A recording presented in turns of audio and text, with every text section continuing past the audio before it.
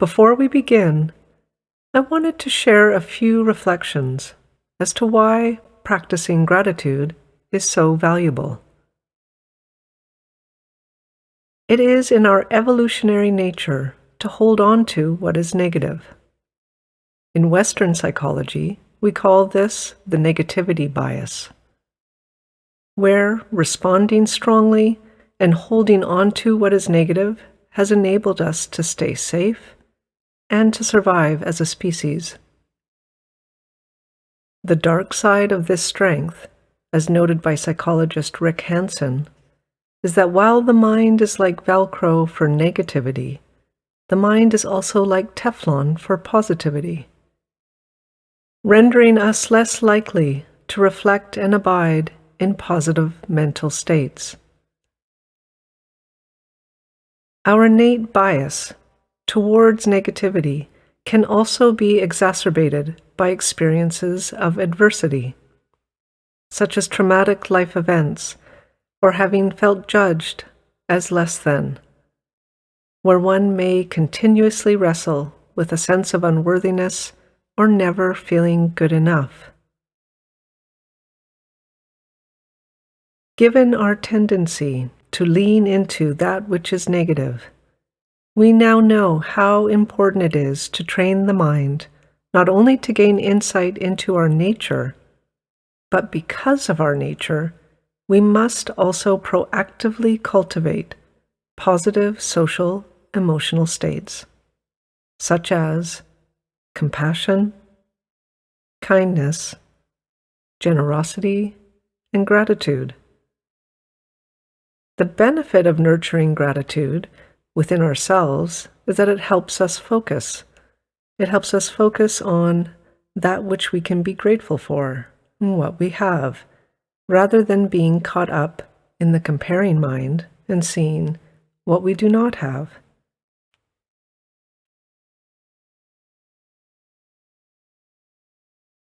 Our sense of well-being is so vulnerable to change, and in any given moment, we may lose sight of all the conditions in our life that support us to be well and happy.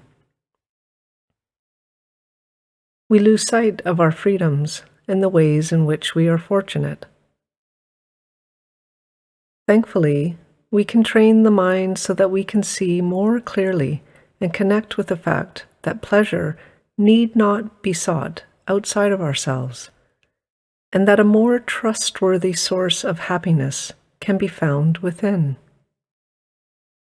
Specifically, we can find joy in our awareness and in our developing capacity to turn our attention inwards towards such positive emotional states as gratitude. So let us do just that. Let's bring our attention inward. And we will begin by connecting with the mind, body, and heart.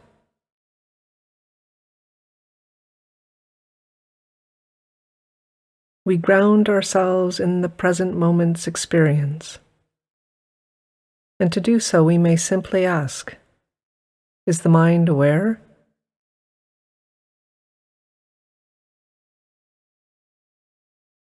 Is the body relaxed?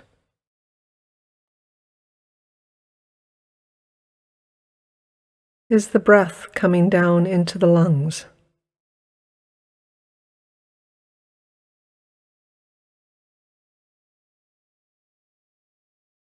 Is the heart open and gentle?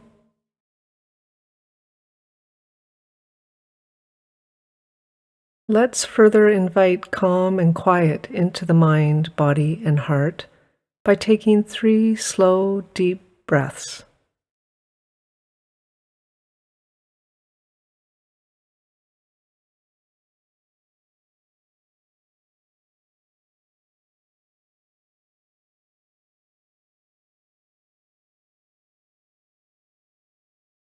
As we begin reflecting on what you may be grateful for, let's consider how for those of us whose basic needs are met, that we can take this time to connect with gratitude for having access to such things as shelter,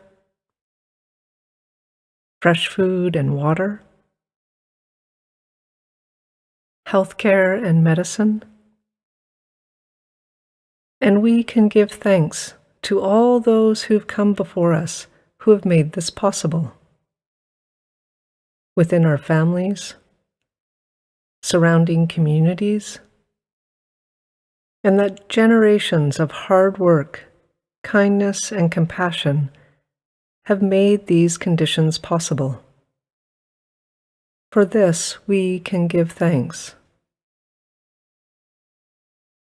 Take a moment to connect with your gratitude, to give thanks.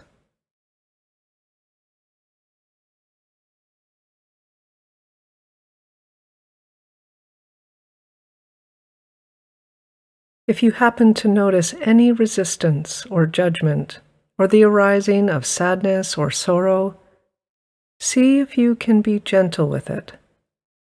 And we can even be grateful when we are able to recognize these states of mind.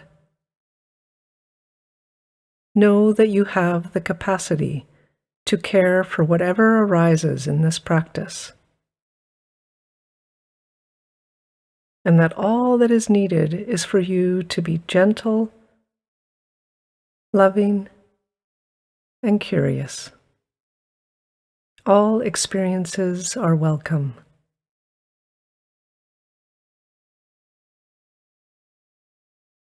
Let us consider all that you could potentially be grateful for. You may feel gratitude for relationships with a particular family member,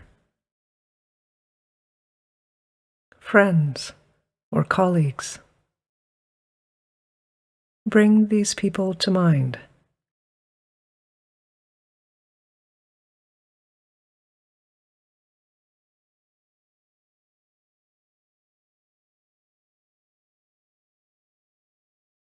Perhaps you feel gratitude for having developed a particular skill or quality.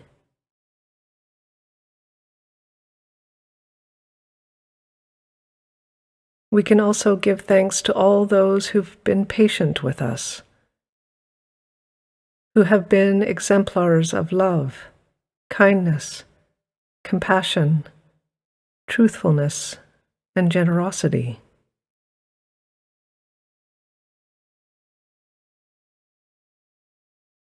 We can also feel appreciation for our education, for our career, for having wise teachers or mentors, or having been the recipient of kindness from others.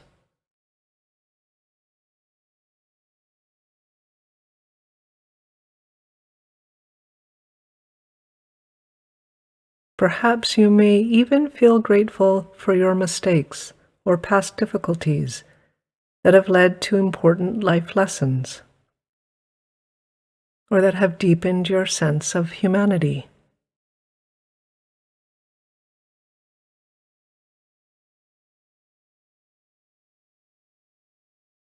You can also reflect on simple pleasures, such as the sight or smell of a beautiful flower, listening to your favorite piece of music, or reflecting on the touching words of a loved one. It is not that we cling to these experiences, but in seeing their ephemeral nature and knowing that they come to pass, that we can take pause and take joy in their presence, and hold these experiences in our hearts as a mean to counter and endure life's stressors.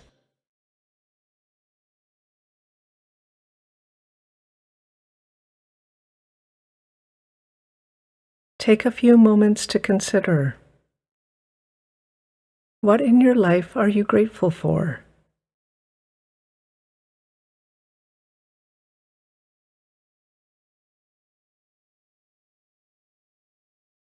See if you can rest in the feelings of gratitude.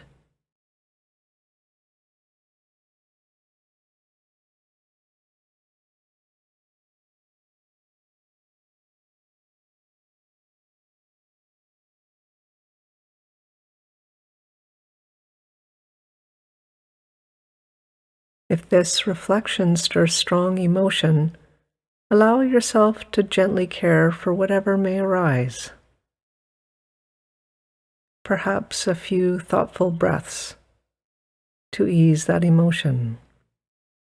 And we can be grateful for being aware.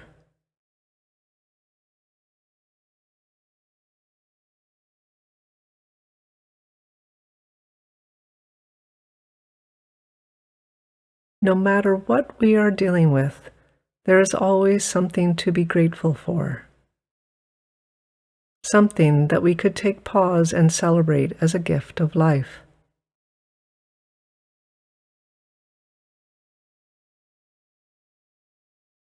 Now let's take a moment to make a mental note of someone who has done something nice for us. And perhaps within yourself, you can express gratitude to this person.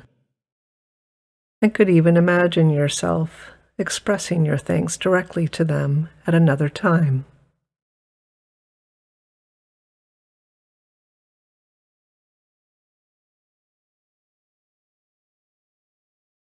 We hold these people and our appreciation of them in our hearts. Know that any moment you can take pause to celebrate that which you are grateful for, even if just for a moment. The more we rest in positive emotional states, the greater and more reliable our sense of well-being and happiness, and the more, in turn, that we have to give to others.